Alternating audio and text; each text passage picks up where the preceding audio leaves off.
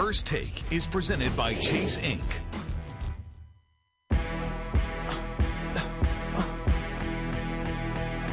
Dellavedova puts it in, and it's a 20-point lead. The Cleveland Cavaliers are back in the conference final. Here's Pierce, and Pierce gets it away. Good, and it's gone. He did it. Did he release it before the clock hit zero? It was close. And Monty McCutchen waves it off. That's it. The Atlanta Hawks win the game. Curry flings it the other way, and he got it. The Warriors are going to the conference finals. Jones out to Ariza for three. That's good. The comeback is complete. First Take, everywhere great. Direct and produce verse. Check out that wordplay. So we're down to our final four, everyone. Good morning. It's First Take. I'm Carrie Champion, Skip Bayless, Stephen A. Smith, all in house. Good morning, Stephen A. Good morning. How y'all doing? Good, good. How you doing, man? I'm doing good. You had a good weekend? I've had better weekends, but I'm here. Allow me to say, Stephen A.'s mom is in the hospital.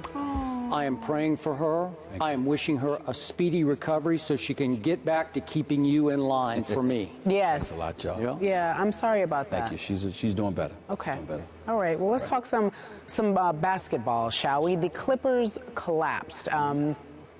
I can't believe they did it. The Rockets became the 9th team in NBA history to overcome a 3-1 deficit. The Clippers are now 0-7 all-time in conference semifinals. The Clippers were poised to head to the conference finals for the first time in franchise history, but after giving away Game 6, the head and the heart of the team could not beat the Rockets at home.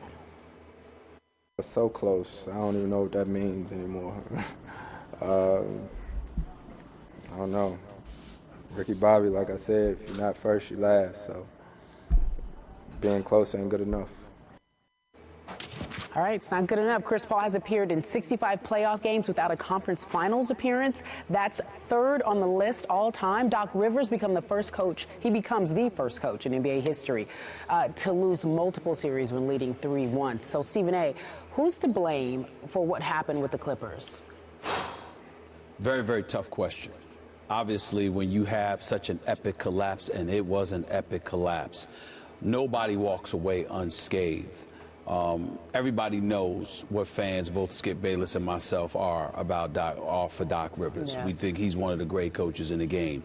He has to take the brunt of the responsibility. He's the leader. More importantly, he's the GM as well as the head coach. We're not criticizing Austin Rivers because he showed up in this series. But when you talk about bodies, you got to remember they gave up Reggie Bullock, Chris Douglas-Roberts. They didn't re-sign and retained rather Darren Collison, who was a big-time backup for them last year. If you had those extra bodies available to you, then the Clippers don't look as spent as they end up looking. They looked exhausted yesterday. They looked fatigued. They looked like they didn't come to really, really play. I'm not talking about all of them because Chris Paul certainly came to play. 26 points, 10 assists, 4 steals. The effort, the tenacity that he put forth, he gets some blame too because you can't be a superstar, Skip, and have this kind of epic collapse and you have absolutely nothing to do with it. But he would be 3rd on my list. Number 1 would be Doc Rivers because not Doc Rivers the coach, Doc Rivers the GM. Because the GM has to recognize that you go through 82 games plus a grueling 7-game series in the first round against San Antonio, now a grueling 2nd round series against the Houston Rockets. Eventually, legs are going to get tired. Knick-knack injuries are going to enter the equation, and guys are just not going to be as vibrant, possessing the level of vitality that you need them to possess. I think that played a role in it, and ultimately, Doc Rivers has to be primarily culpable for it. 2nd on my hit list is Blake Griffin. Blake Griffin has looked like a superstar for most of these playoffs for the first 3 quarters. In the 4th quarter, that has not necessarily been the case for several games. Even though that wasn't the case yesterday in terms of numbers, this dude ended up having 27 and 11 for the game. It was one of the quietest 27 and 11 performances I've seen in quite some time. When the Houston Rockets were making a run, the Blake Griffin that we've seen in all these Kia commercials, the Blake Griffin that we saw, on the victory, it was nowhere to be found. And, to stop the bleeding. And when I look at it from that perspective and you consider the fact that Houston really had no one to match up with him, then it's incumbent upon him, if you are the superstar, to step up and stop the bleeding. Blake Griffin didn't do that. So that's number 2 on my hit list. Number 3, obviously, is Chris Paul. And Chris Paul has played sensational throughout these playoffs, particularly once you consider that he had the hamstring injury.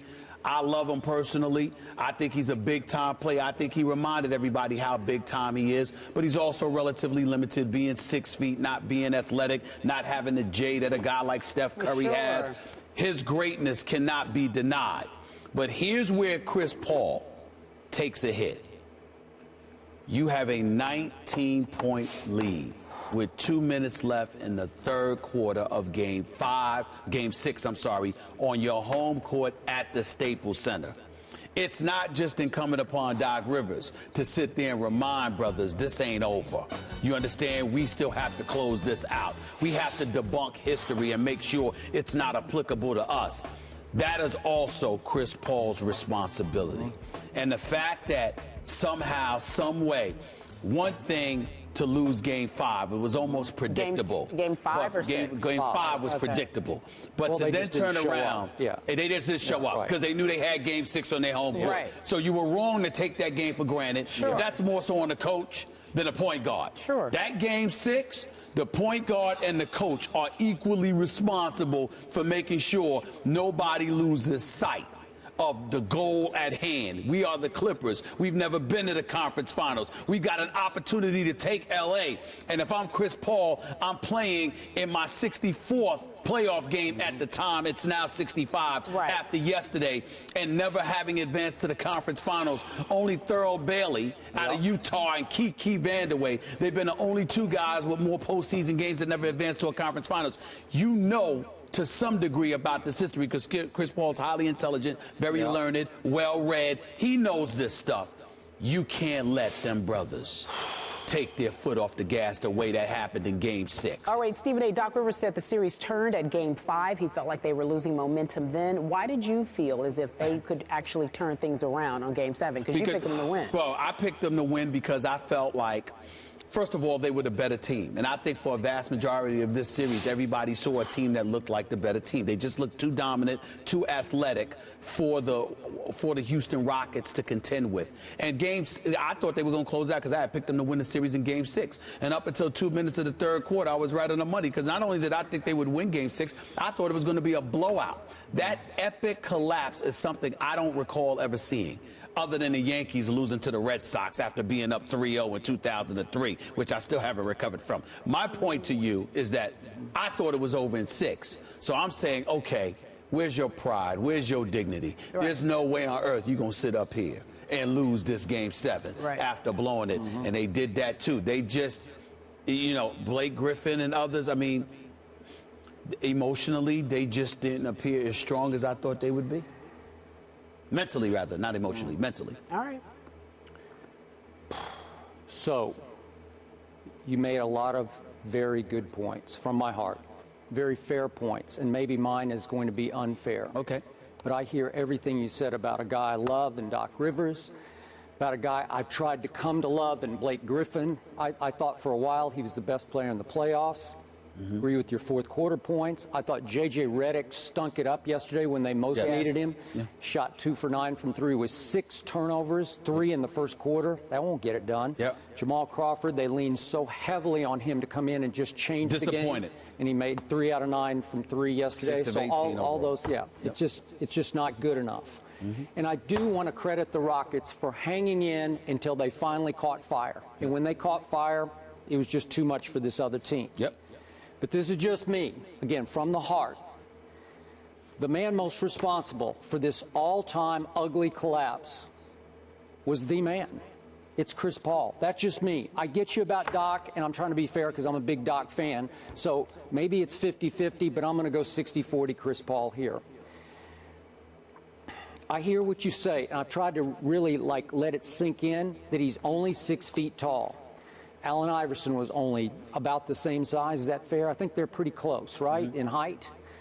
And maybe Chris Paul needs a little more AI in him sometimes. Maybe he's too much the point guard, because when you say he doesn't have a J, listen, when I'm rooting against Chris Paul, every time he goes up to shoot, I think, that's good in these playoffs. He was out of his mind shooting the basketball. But I didn't say he didn't have a J. I just said I know, Steph Curry. not Steph's. Right. I get it. Right. But for a while in these playoffs, I thought he did have Steph's J. Every time he went up from three, I said, that's good, that's in. Okay, maybe he needed to shoot more. But look, I'm back to where we were a few months back on the show. We went back and forth about, remember I said CP0, and I know that's harsh, but we were having fun with it. Right. He has 0 rings because he's never, as you know, even been now to a conference finals. That's 10 years in this league, age 30, never been to a conference finals, so I'm saying CP0. But I'm back to what we argued about before. We need to officially drop the super from his tag because he's not a superstar. I can't give you super. I get it. He's made, what, 8 all-star teams? So most people would consider him a superstar, maybe in part because he makes superstar commercials. Those are great commercials, seriously. This is one of the longest-running commercials we've ever seen in the history of this league, right? So. Okay, I'm good with it. I'm good with it. Although, you know, sometimes I think that guy Cliff Paul, that alter ego, I think there's too much Cliff in him. Sometimes when they need him the most, we need a little more edgy Chris Paul. That guy who occasionally has a little low blow here or there. I wanted to see a little more of that guy in this series when the going got really tough for this team. But he's a star without the super in front of it, because a superstar, to your point, does not allow his team to lose 3 straight games to a clearly inferior Houston Rockets team by a combined 46 points in those last 3. 46 points you lost to them. And a superstar does not allow his team, as you point out, at home to blow a 19-point lead late in the third quarter of a Game 6, a closeout game. You just don't allow it. I don't know how you do it. You just don't allow it. If you're a superstar, you close that deal. And a superstar does not allow his team, which was favored to win by 2 points yesterday. So on the road in Houston, they're favored by 2. So Las Vegas is saying they're a little better, maybe considerably better. You don't allow your team to trail from wire to wire. They were never really in that game. I know they cut it to 3 at one point, and then if we could see that video, remember what happened next? The Clippers as a unit, defensively, they allowed James Harden to dribble the ball up the floor and go right down Broadway, remember that play? Yeah. And dunk it? That's a 3-point game right there. And all of a sudden, it's a 5-point game that becomes an 8-point game when Josh Smith, the next possession, hits a big 3. Well, that was the end of the Clippers as we knew and were trying to love them, right?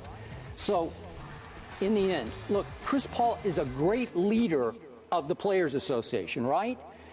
That doesn't translate always into being a great leader of a basketball team. I get you about the bench. That's a very fair point. I could say the same thing about his New Orleans teams, which I thought had a good enough starting 5 to go deep into the playoffs. But when Gennaro Pargo's about all you got coming off that bench, remember those New Orleans teams, the Byron Scott teams? Especially when you're going against the Lakers. And the Spurs. The Spurs beat them in Game 7 at New Orleans. Chris Paul had a good game. Look, his numbers in these playoffs, his numbers overall in his playoff history, they've been, dare I say, very good, maybe close to great numbers, but they don't come at the right times. So hence, to your point about he's played in 65 playoff games, his playoff record now, superstar, 28-37. There's something missing there in the psyche. I don't know what it is, but something's not right, because you should have closed this deal if you're that good. Well, first of all, I'm glad that you took the position that you took, and I'm not here to disagree with what you're saying. On its face, you make very valid points. But let's make sure that we distinguish the difference. I call him a superstar point guard. You're judging him as a superstar player. There's a difference between superstar players and superstar point guards. What I mean by that is simply this. Yes, Isaiah Thomas and the Detroit Pistons lost to Jordan and the Bulls, but it was after they got the 2 rings. But after they got the 2 rings, they weren't the same team anymore that they were before. They were starving for it because it had evaded them for so many years. What I'm saying to you is that when that kind of stuff transpires, yes, you have to have the catalyst, you have to have the leaders, but you also have to have the soldiers, the troops that are ready to go to war with you. If you are are a point guard, I don't care how gifted you are. You're not going very far if your other troops don't show up, because physically, there's only but so much you can do. Chris Paul could get to the free throw line. Chris Paul could make shots. Chris Paul could drop 25 to 30. But as a guy also responsible for running the team, if the other guys don't show up, you're in a world of trouble. Matt Barnes has got to show up. You said it, J.J. Redick. J.J. Redick is a reserve. I love J.J. Redick, but he's a reserve. He's not a starting shooting guard. He's a guy that comes off the bench. But there are a lot of games where I said, wow, that's really good. That's why I said. I said he's an elite reserve.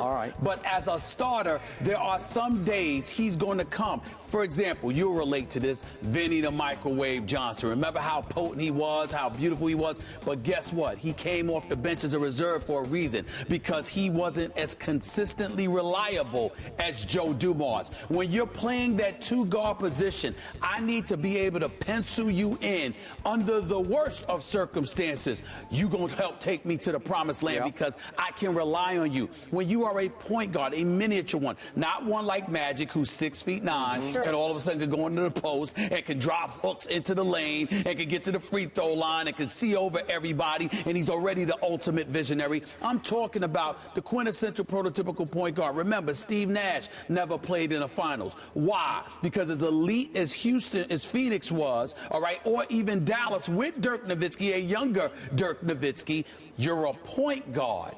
And so when you're 6'1", 6'2", 6'3", but you ain't Russell Westbrook, or you ain't a healthy Derrick Rose, you are limited. So when I say superstar point guard, I'm thinking about what your title is, what your job description entails, and how do you hold the mustard for your position. I agree with you.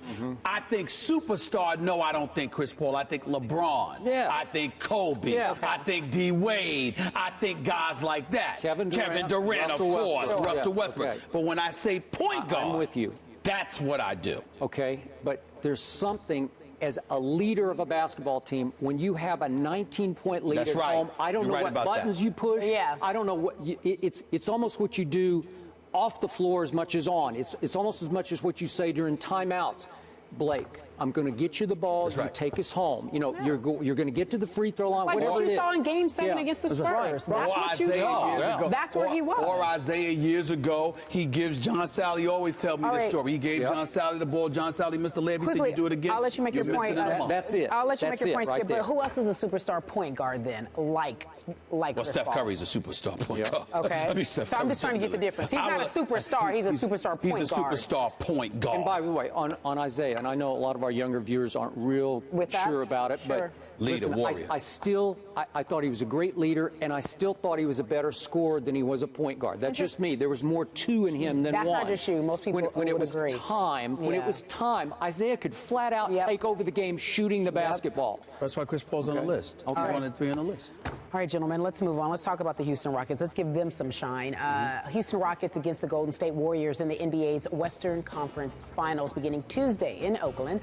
Golden State swept the regular season series. It's first postseason meeting between the two teams, and the Warriors have an 82% chance of winning the series. That according to our Basketball Power Index. So, Stephen A., it's MVP versus the runner-up. How much of a chance do you give the Houston Rockets to actually take the series? Houston has a legitimate shot. I still believe they will lose the series, but they do have a legitimate shot to win. You can't ignore what you witnessed from them. We all, especially me, owe an apology to the Houston Rockets. I certainly slept on them. I did not believe they would win this series against the Clippers. I knew they would win Game 5. Okay. There's no way in hell I thought they would win in Game 6, and they shouldn't have won Game 6. But I got to give them credit. They took it with James Harden on the bench. A second unit came in and went on a 49-15 run against the Los Angeles Clippers. Okay? You can't take anything away from the Houston Rockets. Trevor Ariza had a big-time game yesterday afternoon. He sat up there and shot 6 of 14 for the field. Hit 6 3-pointers for crying out loud. You look at a guy like Corey Brewer. He came, does 11 points off the bench with pivotal. James Harden, he's deadly. My only issue with James Harden is that he's sensitive and never gets over stuff. But he's a big-time player, okay? And when I look at him, what makes him so deadly, Skip, is that Yesterday, for example, 7 of 20 from the field. That's 35%. Ain't nothing impressive about that. No. But the 31 points are. Yep. Why? Because the dude hit 15 or 18 free throws. And guess what? We're sitting here shocked. He should have had 34 because he usually doesn't miss free throws. Right. Okay? So, I mean, the 3 that he missed was shocking in and of itself. This dude finds ways to beat you. And what's gifted, what's special about James Harden is that he literally beats you while also helping you beat yourself. Because he gets you in foul trouble while he's doing this damage to you. It ain't just that he's scoring. Yep. He's literally getting you into foul trouble, and he's nipping away at the nucleus of a team's defense because he is in constant attack mode. So all of those things being considered, when you look at Golden State, I think about somebody like Dwight Howard, 16 points, 15 rebounds yesterday. Dwight Howard is going to be key in this series because Dwight Howard, even though Andrew Bogut can defend, that's what he's there to do. He is. If Dwight Howard shows up to make and earn his $88 million, that to me is the X factor in this series because James Harden with the Corey Brewers and the Trevor Ariza's of the world, they're going to be going at it with the Klay Thompsons, the Steph Currys, the Trevor Ariza's. The X factor is Dwight Howard. He is supposed to dominate in a series like this. Up-tempo, running the floor, getting some fast break baskets, etc. Don't judge him about the block shots, Skip, because most of the Golden State shots are going to be perimeter shots. So he ain't going to get but so many block shots. But Dwight Howard, based on running the floor alone and the fact that he's going up against Andrew Bogut, Dwight Howard had better have a good series. If he doesn't have a good series, Houston has no shot. This series, this particular series, is on Dwight Howard. Do you trust him? Yes. Yes? Yes. I trust him enough. Why are you looking at me? I trust him enough to potentially push this series to 7 games. So are you going Not there? to win. You Not going to 7? win. You going Warriors I'm and 7? stuck between 6 and 7, but I'm definitely going with the Warriors. You're going 6.5 games in this series. It's going to go. Maybe 7? Right now. Okay. Right now. Warriors win, though. I give Houston 0 shot in this series. I'm going 0. I'm going 4-0 in the regular season, and I'm going sweep now. Wow. I'm going 4-0. And I know it's almost impossible to beat a team 8 straight times in 1 year, but that's what I think's about to happen. I think the real Rockets are closer to the team that lost 3 of the first 4 to the Clippers, and those scores were by 16 with no Chris Paul in Game 1. Remember that? By 25 in the next game and 33 in the next loss. So those are the 3 losses. By 16, no Chris Paul, 25 and 33. I think that's the real Rockets. That's just me. And we are about to see in full display the best defensive team in all of pro basketball in the Golden State Warriors. And we're going to talk about Mark Cuban's apology tweet a little later, so I won't get into that. But everybody's apologizing to the Rockets today, right? Everybody on our network, I've heard everybody. I apologize. Well, they were I completely, underestimated. even on NBA TV last night, everybody was apologizing. We didn't expect them to go this far. I know. You can't take away from the fact that they're in the conference I finals. get it. Yeah. But to Mark Cuban's tweet, actually the quotes that led to the tweet, they are very predictable. A lot of times it's just James Harden and James Harden and James Harden dribbling and dribbling and dribbling and pick and dribble and dribble and dribble. And maybe he gets the call, because mostly he does get the call and gets to the free throw line, or maybe he doesn't. But this team is going to take James Harden out of what he does. And I agree with you. The X factor is Dwight Howard. I don't trust him against this team on this stage at this time. This team is playing at an extremely high level. I know Steph struggled after he got awarded his MVP, and once he shook that off, they were devastating against Memphis, even at Memphis. So I'm going to go on. Look, the Rockets have to be a little mentally worn out here. So Golden State will win the first 2 games at home, and then we'll see what happens when it goes back to Houston. And I think they're so mentally toasted right now from everything they had to climb out of in the previous series that I think you're going to see them revert back to the early Rockets against the Clippers, the team that lost by 16, 25, and 33. Yeah. That's just me. I think it's going to go that way. Golden State's rested, and they are ready for this. Well, sometimes when you're rested, that disrupts your rhythm just a little bit. I mean, the fact that Houston's been playing and the fact that they've been getting such good production from its bench means that they're in a flow. Yes, they're not rested, but they're not exhausted. They're hyped and ready to go. Don't know. Maybe they are. I don't get that. I certainly didn't get the impression Well, they over the last 3 weeks right that they were around. exhausted. I promise you that. It's tomorrow night, right? It's going to be really true. Well, you know, they probably lose tomorrow night, but I'm just saying I'm of the mindset that Houston is a team. They could lose this series in 5. They could lose it in 7.